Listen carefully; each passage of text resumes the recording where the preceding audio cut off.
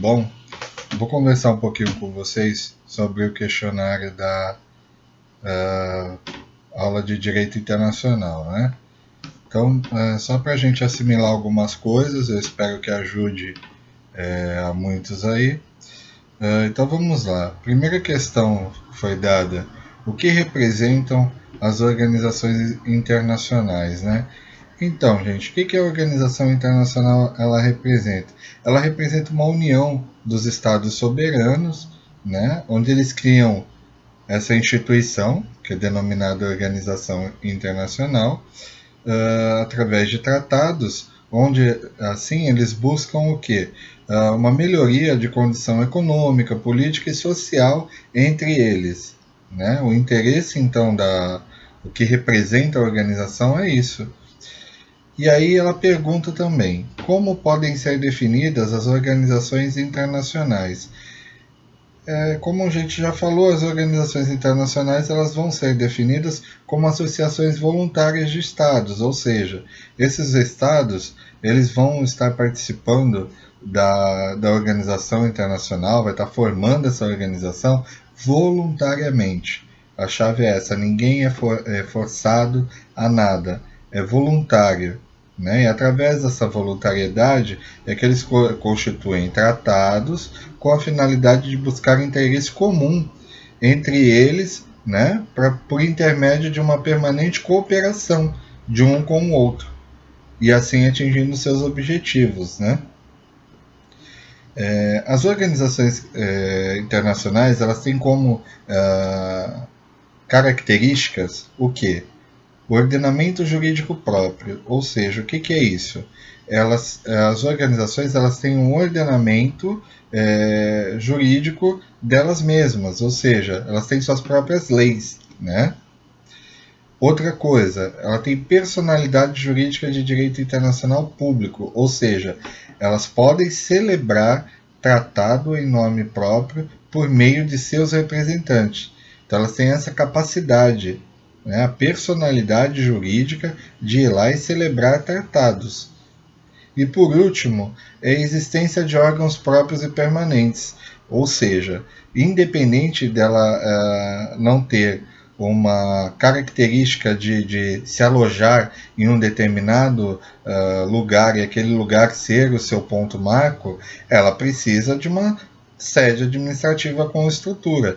Então, para a gente ter uma organização internacional, a gente tem que ter o ordenamento jurídico próprio, então ela tem que ter suas próprias leis, ela tem que ter a capacidade de celebrar tratados e ela tem que ter uma estrutura administrativa, ok?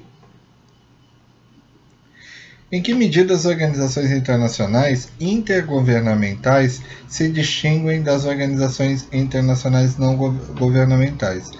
O ponto marco da sua divergência, ou seja, onde elas se diferenciam, está na sua formação, pois as organizações internacionais intergovernamentais elas são formadas por estados soberanos, enquanto que a organização internacional não governamental elas são formadas por organizações sem fins lucrativos que atuam em âmbito internacional e também por empresas que atuam em diversos países.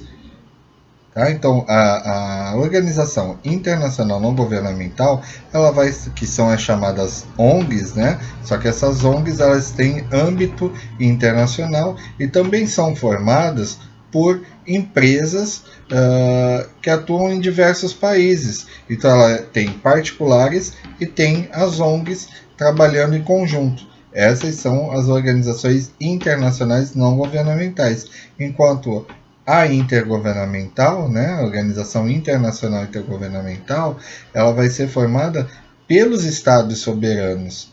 Ela não vai ter uma empresa ou uma ONG trabalhando em prol do seu objetivo. Vão ser os próprios estados soberanos atuando ali na organização, ok? Então, a diferença é a sua formação, do que ela é formada. Enquanto uma forma por Estado soberano, a outra vai ser formada por organizações sem fins lucrativos e também por empresas, ambas atuando a nível internacional, ok? Quais as condições para a existência das organizações internacionais? Então, a condição para se existir uma organização internacional é a existência de vários Estados-membros de forma voluntária de ambas as partes. Ou seja, todos os Estados-membros têm que estar ali por livre e espontânea vontade. Esses Estados-membros eles têm que ter alguma relação jurídica entre eles. Ou seja, o que quer dizer isso? Eu tenho que ter alguma relação com outro Estado-membro para que eles venham a formar também na organização internacional, porque, como nós já vimos, todos vão ter um objetivo em comum, né, ou vários objetivos em comum. Agora, por exemplo, nós estamos tentando montar uma organização internacional das Américas, da América Latina, um exemplo. E aí vai o Azerbaijão quer participar da nossa organização internacional, que está sendo voltada para as problemáticas aqui da América do Sul. Não tem muita relação ele participar. Por quê? Ele não tem relação direta com os Estados-membros que estão formando essa organização. A realidade dele, as problemáticas dele, que ele tem lá na região dele, dificilmente serão as mesmas vividas em outro continente, em outro ambiente, como é o caso. Então, o que ele traria de ponto positivo, agregando na organização internacional, tanto para ele quanto para os demais Estados-membros que já estão nela? Não agregaria nada, porque a distinção é muito grande das situações, então não cabe. Então os Estados-membros eles têm que ter alguma espécie de relação. Reconhecimento de problemas de relacionamento entre Estados-membros e a vontade de sanar esses problemas. Ou seja, os Estados-membros que estão envolvidos em organização internacional, por mais que eles tenham alguma rixa, alguma coisa que esteja destoando entre as relações deles, eles têm que estar dispostos a sanar isso em pró de um bem maior. Ou seja, eu estou participando de uma reunião de estados, eu estou participando de uma organização para uma melhora geral de vários pontos. Se eu ficar me prendendo a detalhes próprios meus, porque eu sou Brasil, eu não gosto de Portugal, eu não gosto da Argentina, eu não gosto do Uruguai por causa disso, daquilo, aquilo outro. E eles também com esse relacionamento comigo. Então, ou seja, se nós não estivermos dispostos a passar por cima dessas situações, a sanar esses problemas em pró de um objetivo maior, que é o quê? Sempre visar a condição social, sempre visar a condição econômica, a melhoria econômica, social dos nossos países, da nossa organização em si, porque nós nos organizamos para isso, para sanarmos os nossos problemas em comum, para poder todo mundo viver bem. Esse é o objetivo. E se eu ficar com alguma desavença com outros países, o que vai acontecer? Isso fatalmente vai influenciar na hora de tomada de decisões, na hora de escolhas de votos, e aí que a gente vai ver mais para frente, e aí vai influenciar isso. Então a gente tem que sanar esses pontos para poder ter uma relação tranquila dentro da organização, ok? E principalmente nós temos que reconhecer a necessidade de se criar uma organização internacional, porque a organização internacional ela não é criada assim, estamos com vontade de criar uma organização, vamos lá, vamos criar. Não é isso. Tem que haver motivos muito impactantes e importantes que afetam esses estados para que eles se tornem membros de uma organização, para que eles tenham a vontade e a necessidade de formar essa organização. Porque juntos eles vão conseguir sanar todos os problemas. e sozinhos eles não estão conseguindo. Se cada um conseguisse resolver o seu problema sozinho, não haveria necessidade de se formar nenhuma organização internacional, ok? Então, recapitulando, qual a condição para que se exista a organização internacional? Então, tem que ter Estados-membros voluntários com interesse de formar a organização. Esses Estados-membros eles têm que ter relações jurídicas entre eles. Eles têm que reconhecer que existem problemas, caso existirem, de relacionamento entre eles e demonstrarem a vontade de sanar esses problemas e, por fim, reconhecer a necessidade de se criar uma organização internacional. Então, analisar bem o que está querendo ser proposto, o que está querendo ser feito, para que realmente surja uma organização com um objetivo claro e com o objetivo possível de ser atingido, né? Quais os poderes de uma organização internacional? Então, a organização internacional ela vai poder concluir tratados, ela vai poder enviar e receber representante diplomático, organizar seu funcionamento interno, ela vai possuir privilégios e imunidades de jurisdição, ela vai promover e participar de conferências internacionais e ela vai ter responsabilidade internacional tanto no polo passivo quanto no polo ativo. Ok? Então são aí 6 pontos, 6 poderes inerentes à organização internacional: concluir tratados, enviar e receber representante diplomático, organizar seu funcionamento interno, privilégios e imunidades de jurisdição, promover e participar de conferências internacionais e responsabilidade internacional no polo passivo e ativo. Ok? Quais os órgãos internos de uma organização internacional? Os órgãos internos de uma organização internacional, eles vão se resumir a conselho, assembleia e secretaria.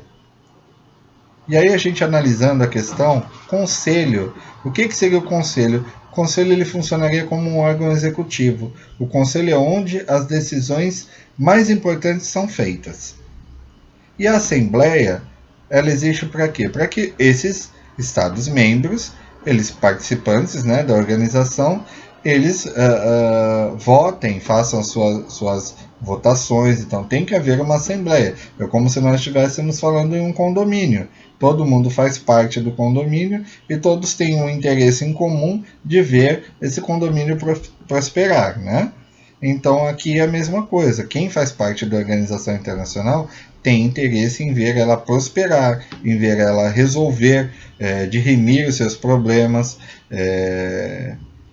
Então é lá na Assembleia que eles vão se reunir para fazer tudo isso.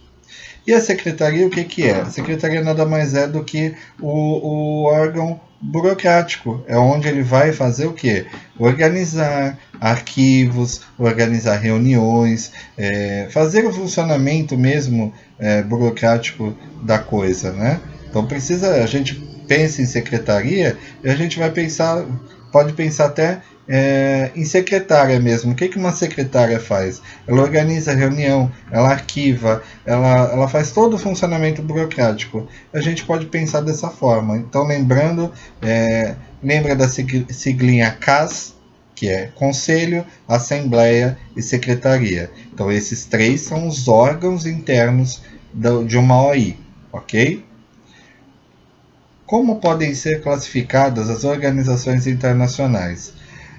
Então, as organizações internacionais elas são classificadas de 2 formas, quanto ao objeto e quanto ao território.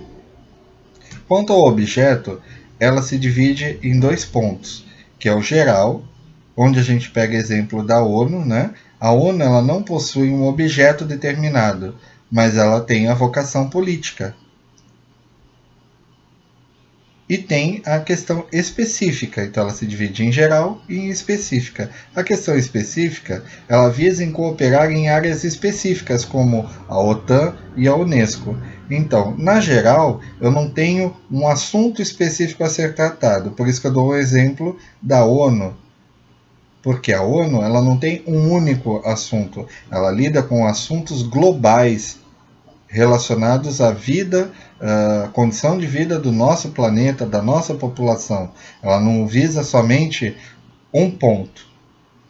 Para isso, tem outras organizações internacionais que são específicas, por isso elas são chamadas específicas. Elas vão tratar ou da criança e do adolescente, ou ela vai tratar da saúde, ou ela vai tratar, como a OTAN, Organização do Tratado do Atlântico Norte, ela vai tratar sobre especificamente aquela região, entendeu? Então, é essa a diferença. Então, nós temos a ONU como aí encabeçando o geral e outras organizações o específico. Então, esse é o objeto. Quanto ao objeto, eu tenho o objeto que é o objetivo da organização, o geral, e eu tenho o específico. Quanto ao território, eu tenho o universal e tenho o regional ou restrito. Então, ou seja, o universal ele vai ser aberto a todos os estados, desde que esses estados sejam aceitos. Mas ele vai ser aberto, ele não vai impedir, desde que se respeite algumas condições para que esses estados possam fazer parte da organização. Mas ela, a princípio, ela é aberta, ela não trava ninguém a princípio por motivo nenhum, só após uma pré-análise que aí sim ela vai dizer se é possível ou não aquele tal estado fazer parte da organização. E já nas regionais ou restritas, ela vai permitir acesso a número restrito de estados, por critério geográfico, que é aquilo que eu falei para vocês. Se nós estamos, por exemplo, geograficamente falando, de uma organização voltada para a América do Sul, não cabe eu querer colocar o Azerbaijão nessa organização. Está do outro lado do mundo. Não cabe isso. Geograficamente falando, até para participações do Estado-membro estar reunido, não consegue, porque é bem complexo. Então, objetivos não batem, desejos não batem e geograficamente também não bate, tá? Então, como elas podem ser classificadas? Objeto e território. No objeto de âmbito geral, que é o seu objetivo geral, que é a ONU, e de âmbito específico são as outras organizações internacionais que têm objetivos específicos. Elas vão tratar de tudo, elas vão tratar de coisas específicas, tá?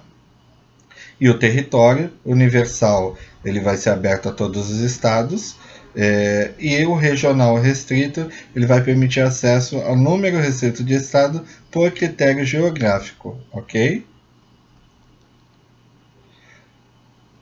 Seguindo, nós vamos falar sobre como são administradas as finanças da organização internacional.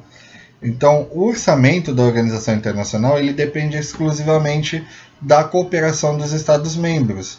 Ou seja, é como se fosse, falando português claro, uma vaquinha.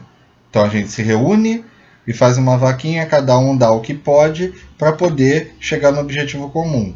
Vamos considerar que a gente quer comer uma pizza. Então a gente vai, cada um, olha, eu tenho R$5, eu tenho 6, eu tenho 2, cada um vai. E por fim, qual é o nosso objetivo? Comprar a pizza. A gente vai conseguir comprar. Voluntariamente todos nós colaboramos para o nosso objetivo comum, que é comer a pizza, sem um ficar olhando para o outro quanto que aquele pôde dar, o quanto que aquele deixou de dar. Mesmo porque a despesa da pizza ela não é paritária, ou seja, ela não fica se medindo por capacidade de contribuição de cada um. Todos colaborando já basta. Agora, também tem a questão de que se o Estado-membro ele é inadimplente, ou seja, ele não colabora, aí vão existir sanções como, por exemplo, a perda dele do direito de voto. Então, lá na Assembleia, que a gente já tinha falado, quando for para se tratar de algum assunto relevante, onde tem a necessidade de que os Estados-membros discutam sobre esse assunto, aí aqueles inadimplentes não farão parte, como sanção eles não poderão opinar. Não significa que eles estarão fora da organização, não é isso. Eles continuarão na organização até eles se tornarem adimplente novamente para poder votar.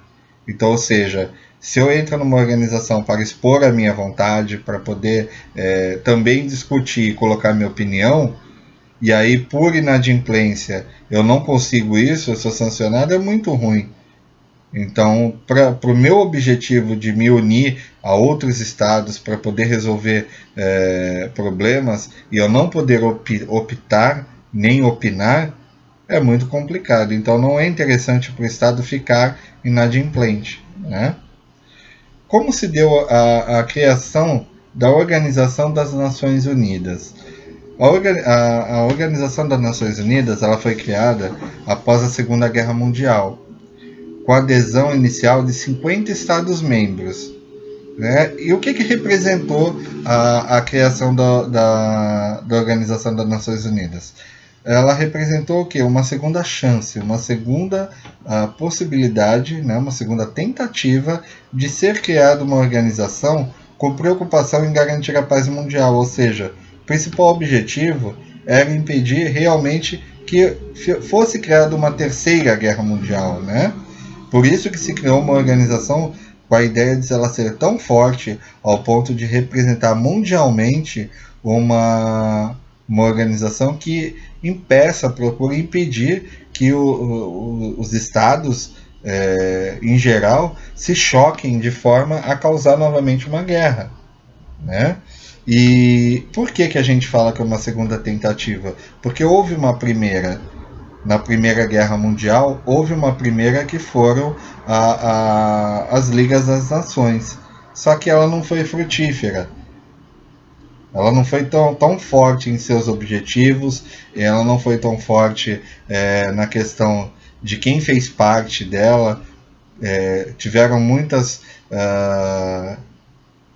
estados que desertaram, largaram de mão, não obedeciam às regras que eram impostas. Então, assim, ficou uma coisa bem jogada e ficou fragilizada, onde acabou deixando de existir. E aí vem, na Segunda Guerra Mundial, devido justamente à questão da guerra, de toda a atrocidade que uma guerra traz, vem o interesse de estados em criar realmente uma organização que faça sentido e que tenha realmente resposta a tudo isso, né? E aí é onde a ONU é criada. Como é composta a ONU? A ONU hoje é composta por 193 países, ou seja, quase que a totalidade de países, uma grande parte dos países do mundo já fazem parte da ONU, né?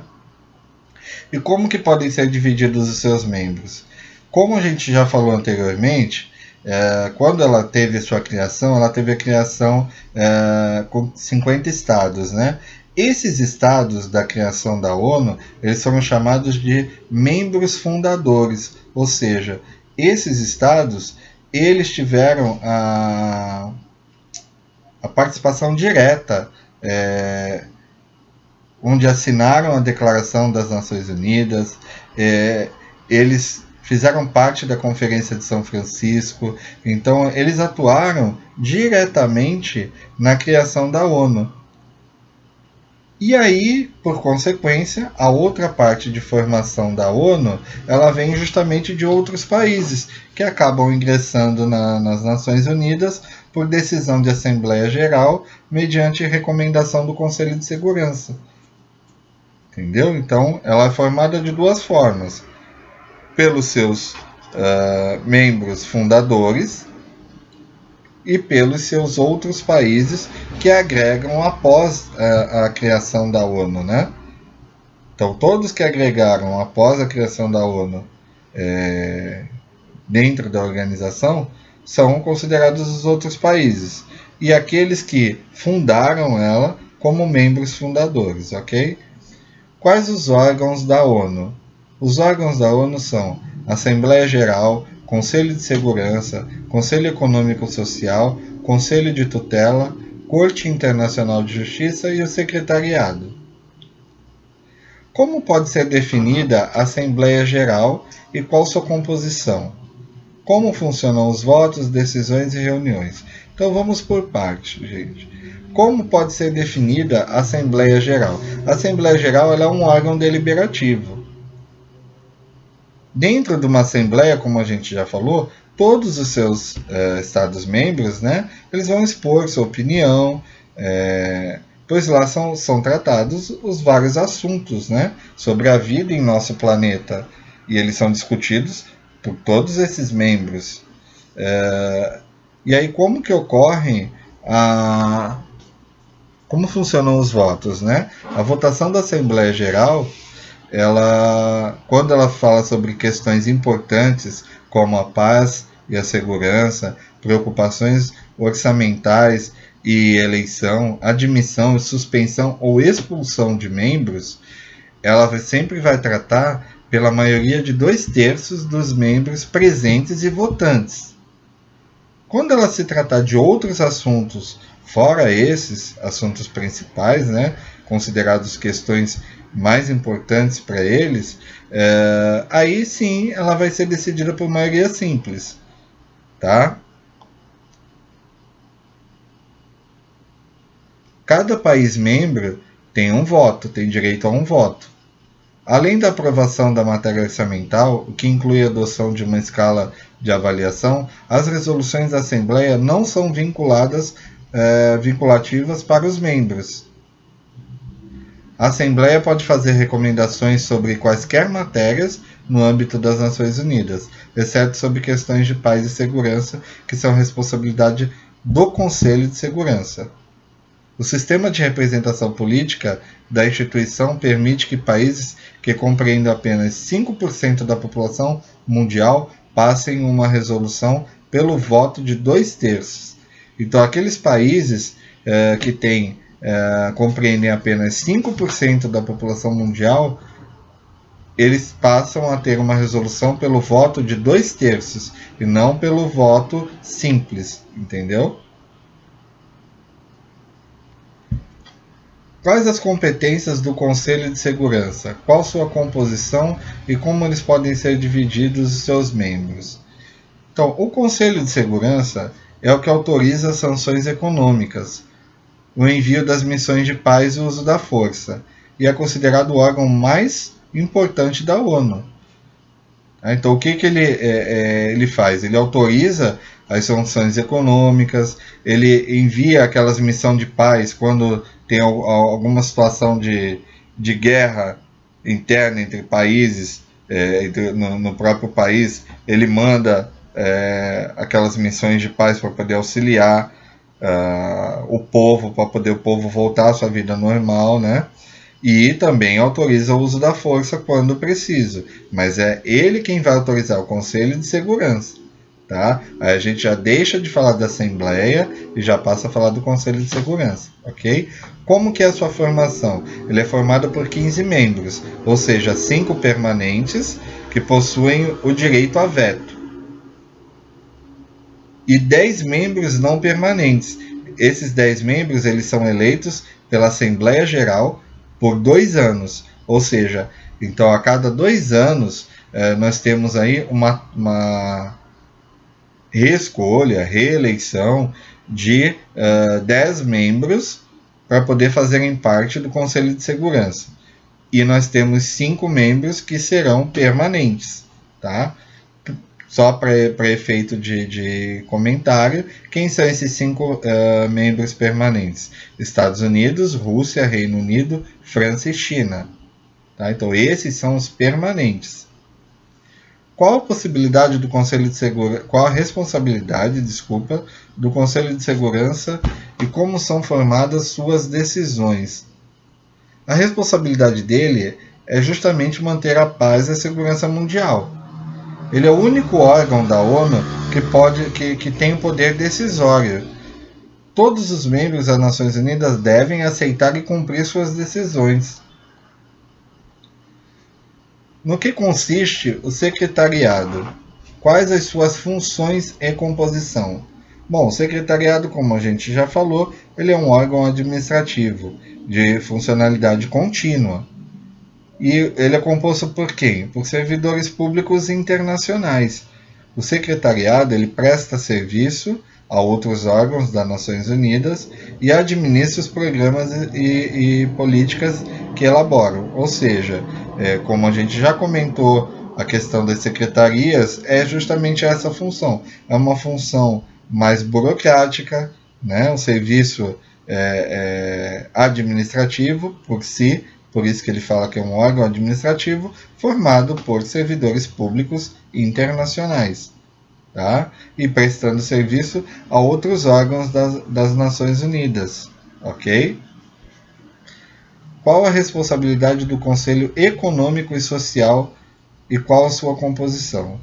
Então, o Conselho Econômico e Social ele tem como responsabilidade coordenar as atividades das agências e os programas especializados da ONU. Então, como a ONU ela tem suas agências em torno do mundo, né? E tem programas para poder fazer funcionar toda essa estrutura, né? E aí o Conselho Econômico e Social ele vai cuidar dessa parte. E ele é constituído por 54 membros com mandato de 3 anos, sendo permitida a reeleição. As decisões são tomadas por maioria presentes e votantes. Tá? Então, lembrando do detalhe da composição: 54 membros com mandato de 3 anos, sendo permitida a reeleição. Ok? Qual a responsabilidade do Conselho de Tutela? Ainda tem atuação? O Conselho de Tutela era responsável por monitorar e administrar o território sob tutela da ONU. Ou seja, como a gente já falou antes, ela, independente dela ter uma sede fixa e tal, ela tem que ter uma estrutura. E onde ela tinha a estrutura territorial dela, o Conselho de Tutela cuidava. E aí, embora formalmente contínuo, ele não tem mais atuação. Então, ele não atua mais, não tem mais a existência ativa do Conselho de Tutela, ok? Sobre a Corte Internacional de Justiça, quais as suas competências e a sua composição? Então, a Corte Internacional de Justiça ela tem como competência a contenciosa e a consultiva. O que é a contenciosa? Ela é aberta a todos os países, mas a jurisdição depende da anuência prévia de todos os estados. Então, ou seja, ela é aberta para todo mundo, mas para que todos que queiram aderir consigam aderir, ela vai depender da anuência prévia de todos os estados. Então, ou seja, eu já estou lá, outro país já está lá na ONU, estamos fazendo parte. E aí vem um terceiro querer fazer parte. Ele vai fazer parte se nós dermos a nossa anuência. Logicamente, se você não dá sua anuência, você tem que ter suas justificativas do porquê. Não é só eu não quero. Não. Tem que ter um porquê, tem que ter os motivos. Mas vai ter que passar sobre a nossa anuência, ok? E a forma consultiva. A forma consultiva ela é restrita à ONU, seus órgãos e organizações internacionais de seu sistema. Então, a forma consultiva ela vai ser só restrita à ONU. Ela não vai abranger o restante dos estados. Vai ser só para a ONU, para os órgãos dela e para as organizações internacionais, ok? Como que é a sua composição? A composição da Corte Internacional de Justiça. Ela é composta por 15 juízes com mandato de 9 anos com reeleição. No que se refere à solução de controvérsias? A solução de controvérsias é exatamente os estados devem resolver controvérsias de forma pacífica.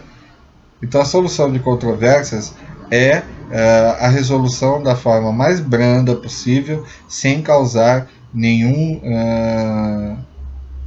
transtorno, nenhum resquício mais sério para poder se resolver isso.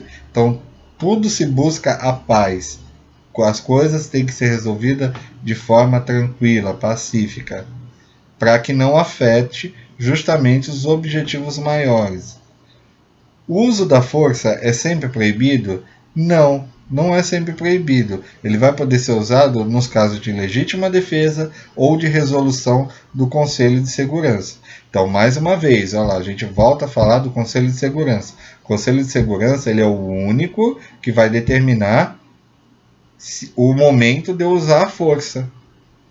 Então, como a gente já disse antes, todos têm que obedecer o que o Conselho de Segurança determina. O Conselho de Segurança determinou que não pode usar a força, não vai poder usar a força. Ok? Como podem ser explicados os meios diplomáticos? Eles são vias de negociações pacíficas para obter soluções. Então, quando você fala em meios diplomáticos, é você procurar o quê? Por mais que seja complexa, complicada a relação, você procurar na diplomacia resolver os problemas, negociar pacificamente para poder ter soluções, entendeu? Em que medida as negociações diretas se diferenciam do congressos, conferências, bons ofícios, mediação, comissão de inquérito e comissão de conciliação? Então nós vamos entender aí as diferenças de cada uma, né? A negociação direta, vamos considerar dois litigantes, dois estados, né? Dois litigantes que eles tentam resolver os seus problemas sozinhos. Então eles não precisam de levar a situação para mais ninguém. Eu sou o Brasil, fulano é Argentina, e nós vamos resolver a nossa pendência sozinhos, nós dois. Então isso é uma negociação direta, nós vamos negociar para poder eliminar o problema. O Congresso e conferências. Como a gente já diz, o Congresso ele já dá a ideia de ter uma formação com mais pessoas, Congresso, mais pessoas, mais estados, e é onde são propostas soluções para temáticas de âmbito mundial. Então, no Congresso e conferência é onde vai ser proposto as soluções, mas aí não é entre uma ou duas pessoas, aí é no geral. Já quem estiver participando do congresso ou conferência é que vai decidir. Os bons ofícios, ele visa estabelecer o contato com os litigantes, ou seja, se eu tenho problema, o Brasil tem problema com a Argentina, e a gente não tem contato, como é que a gente vai resolver isso? A gente tem que ter essa forma desses bons ofícios para poder um conseguir conversar com o outro e dirimir as suas diferenças, né? Mediação. Mediação a gente já viu até em processo civil. A mediação é o quê? Um terceiro ele vai vir buscar uma solução para os litigantes. Então vai ter uma participação do terceiro que, sem interesse na situação, ele vai simplesmente tentar amenizar os ânimos, né, dos litigantes para poder que eles se entendam. A comissão de inquérito ela vai buscar investigar quais as causas da litigância, ou seja, realmente cabe isso? Existe realmente um motivo legal, um motivo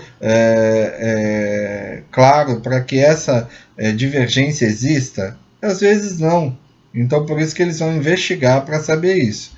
E a comissão de conciliação, ela vai vir já após, né, a comissão de inquérito, ela vem para quê? Solucionar a causa dos litigantes. Então, ela já entendeu, a comissão de inquérito entende qual é a causa, para a comissão de conciliação vir e aí resolver.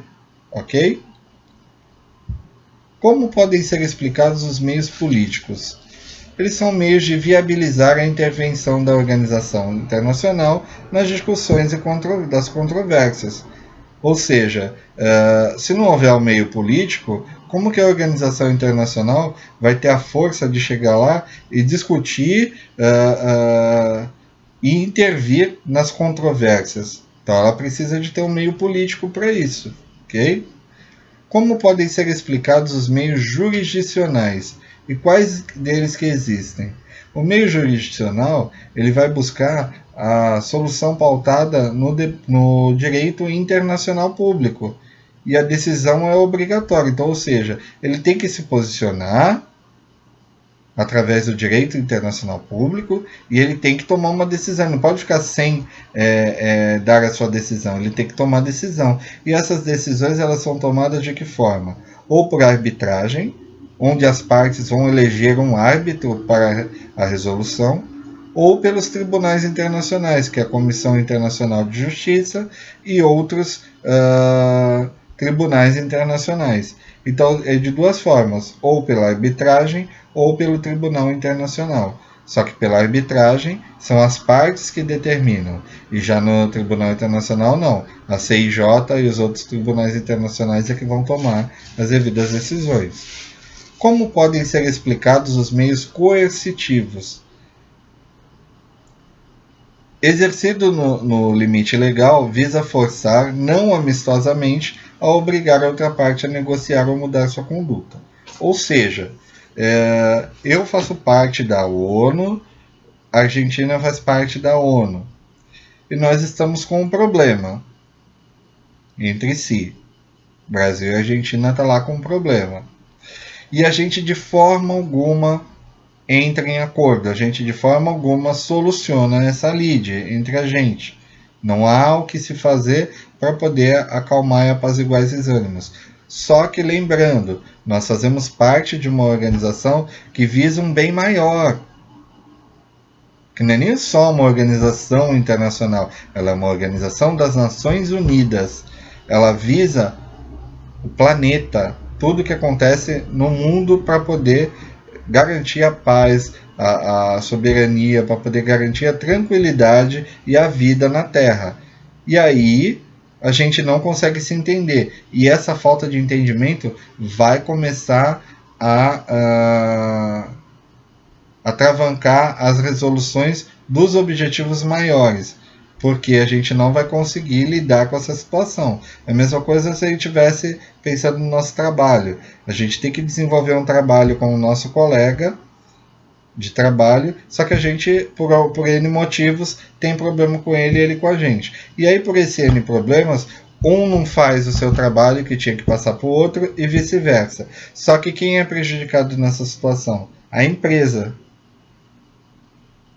E aí a mesma coisa, a ONU é como se fosse a empresa.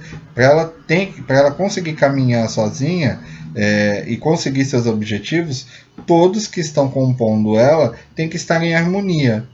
Se não tiver harmonia, a coisa não funciona. Entendeu? Então por isso que nós temos aí os meios coercitivos. Então se por bem não foi, infelizmente vai ser por mal.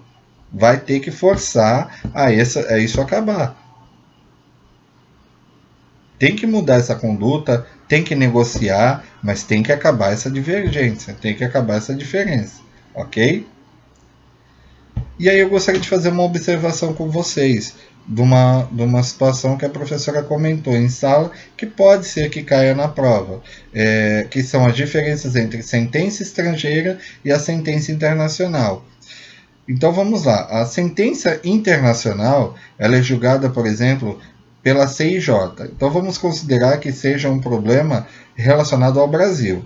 Então a CIJ ela vai julgar. Só que quando ela vai julgar, ela vai precisar de uma homologação referente à decisão que ela está tomando, só que no órgão responsável dentro do país envolvido, que no caso o Brasil vai ser o STF. Então ela vai depender de homologação do STF.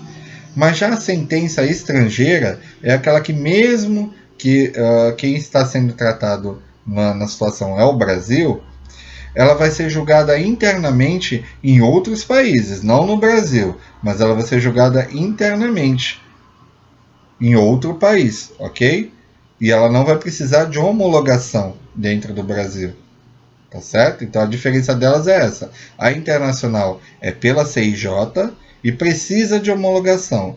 E a estrangeira ela é julgada internamente em outros países e não precisa de homologação do país envolvido, ok? E aí, gente, eu encerro o nosso vídeo aí, encerro o questionário. Eu espero ter ajudado todos vocês aí. Um abraço.